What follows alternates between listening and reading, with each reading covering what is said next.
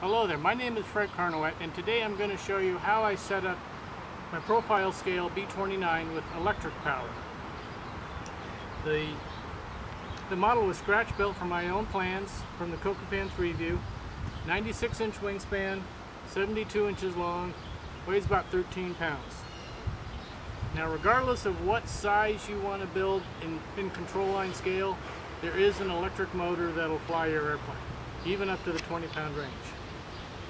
Now this model has 4 E-Flight E25 electric motors, outrunners. It has a Hobby Lobby ERC 45 amp speed control with a 3000 milliamp 4S LiPo battery. So that's the same on all 4 nacelles. Now these speed controls have what's called battery eliminator circuit, BEC. So you can't have all 4 of these sending power to the receiver. So I have set up so that this motor, number 4, sends the BEC power to the receiver. Number 3, number 2, and number 1 have had the red wire cut that goes to the speed control so that they do not send any power to the receiver.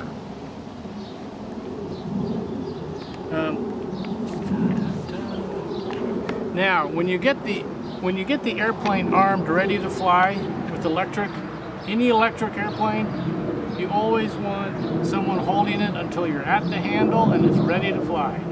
Because it's armed, it might jump on you. Now the receiver is located up here in the nose. Now there's wires running through the fuselage, through the wings, into the nacelles. That's why you can't see a wire. This thing just kind of sits here. Well, the wire goes through the nacelle. Now electric power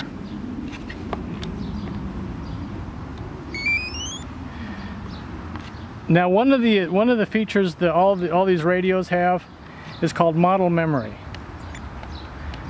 And what it is, I've got this set up so different models, but when I go to the B-29, it remembers all the settings on all the switches and the sticks. One of the other things that electric is very sensitive to is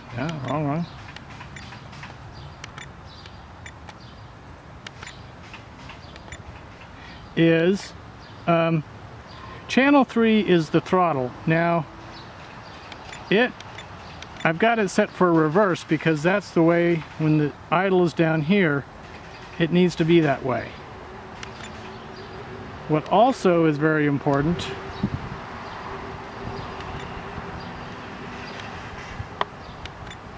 is travel.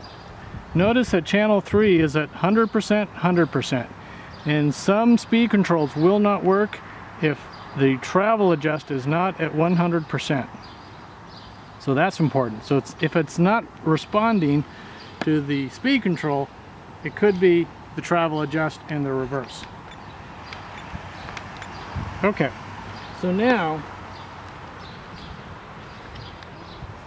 always make sure you check all your electric system on the bench without propellers installed before you try it on the model, to make sure it all works. Now to get this thing started, I plug in the number 1, number 2, number 3, number 4. I put it in that order for safety because you're going outside the circle. You're getting away from an armed propeller.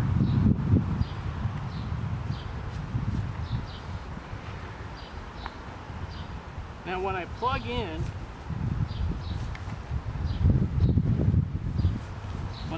this number 1 in, you don't hear anything.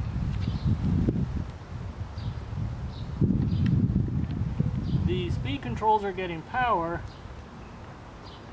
but the receiver's not getting power, so the system's not armed. Now what you're going to hear next is a bunch of chimes, and that's the speed controls coming online.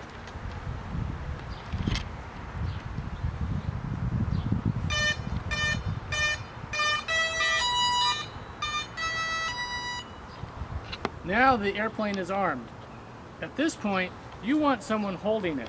Right now I'm standing in front of the elevator, so it can't move. Now the trim, the stick is down here at idle, and that's important when you start them. But notice the trim is right there in the middle. If I raise the trim,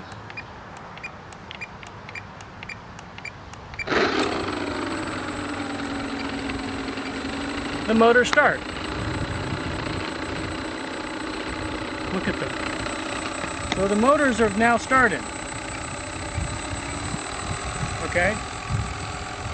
So now you've started your motors, you're ready to taxi out and fly.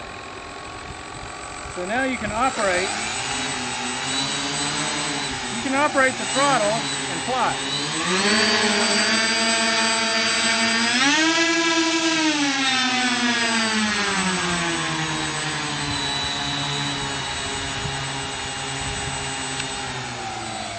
So regardless, and what's nice about this trim is I can bring the stick back to that position and the motors are always idling.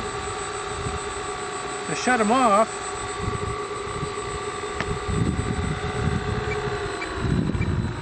I pull the trim back.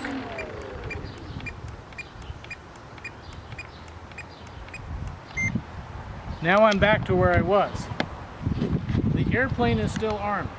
This is on and that is plugged in. So now the next thing you want to do is unplug that one, because that one arms the system. Then you unplug this one. It's really tight.